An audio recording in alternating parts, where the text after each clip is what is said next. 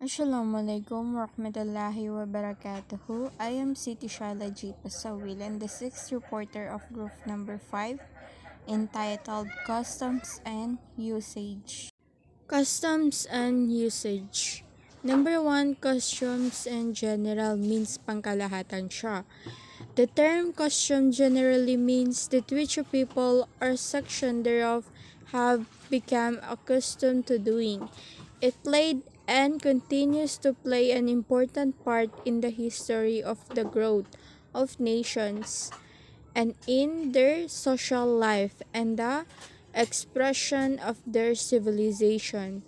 So dito, pinapag-aralan ng tao or isang section ang buong bansa kung paano ito umunlad at ang spiritual at populasyon ng tao sa isang bansa ay pinapag-aralan nila upang paano ba masustain ang pangangailangan nito at paano maisasabay ang pag-unlad ng isang bansa through by the help of the government. So, itong customs in general ay impact ng nature of a country and the national spirit. It grows in strength and popularity by means of limitation which transfers and implants in the lives of the peoples.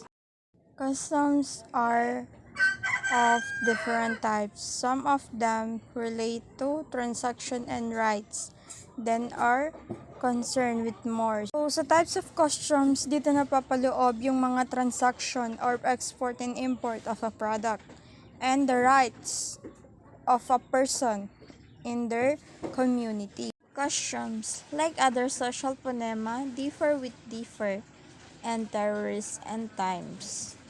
In every time or place, custom assume peculiar form distinct from others. Nasabi dito na ang customs ay they have many different concept or pagkakakilanlan. So, alam naman natin na nasa isang mundo tayo pero we have a different cultures.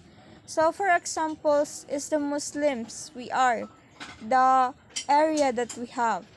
When we are going in Arabian countries and Muslim areas, makikita natin agad yung suot nila na lambong and hijab to signify their cultures. At anong mga rules and regulation ng law ng isang bansa ang sinusunod natin. Next, custom was one of the original sources in the history of Roman law. It was first complied in the Dodecim Statute, 12 tables. It retained its position of eminence even in the days of Justinian, whose institute says, excellent script to just benit, quid usage comproi vinet.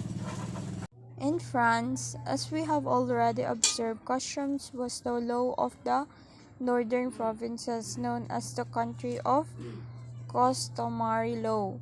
Pays the droit coutumier, its important, however, diminished after the compliance of the Code of Napoleon and other codes which follow. So, sinasabi dito na ang France ay na-influensyahan ng today's generation.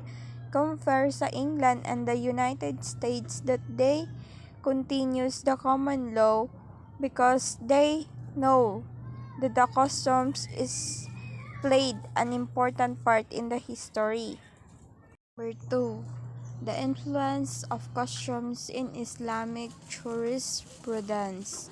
The Muslim system also recognized the force of customs and usage in establishing rules of law.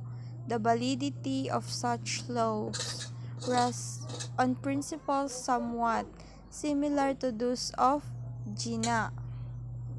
In the case of those customs and practices which prevailed in the time of the prophets when revelation, the primary source of law was still active and which was not abrogate by any text of the Quran or the traditions. The silence of the divine legislator is regarded as amounting to the recognition of their legal belief. So, aside from the England and United States, also the Islamic jurisprudence are influenced by the customs.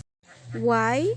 It because the Muslims are they continuously follows what the rules and the laws of Islamic uh, revelations by the book of Quran and his messenger Prophet Muhammad, peace be upon him, and to the angel Gabriel at sa nag-iisang tagapaglikha Allah subhanahu wa ta'ala. And also the Muslims are they follow their traditions and cultures that we have and to believe the Prophet and Allah. Then the principle of the retention of pre-Islamic legal institution under Islam was acknowledged Abu Yusuf. To the Arabs before Islam, tradition and customs were the basis of their entire social life, including religion, morality, trade, and transaction. Their system was never codified as far as I know. First, a number of texts, particularly of traditions, were based upon usage. We have already given the example of what and barley being considered among the items which will be determined by measure of capacity. Second, that part of the Sunnah based upon the tacit approval of the Prophet comprises many of the Arab customs. Third, we have noted earlier how in the opinion of the Imam Malik, the customary conduct of the citizens of Medina was regarded as a sufficient consensus of opinion to be a source of law in the absence of an explicit text. Fourth, when customs come into being under exigencies of necessity, or when the Arabs in their conscience were introduced to customs hitherto unknown to them, which were not in conflict with any Sharia text, such customs made inroads into the Sharia by means of the consensus of jurists or other sources of law such as preference or public interest. And that will be the end of my report. Thank you.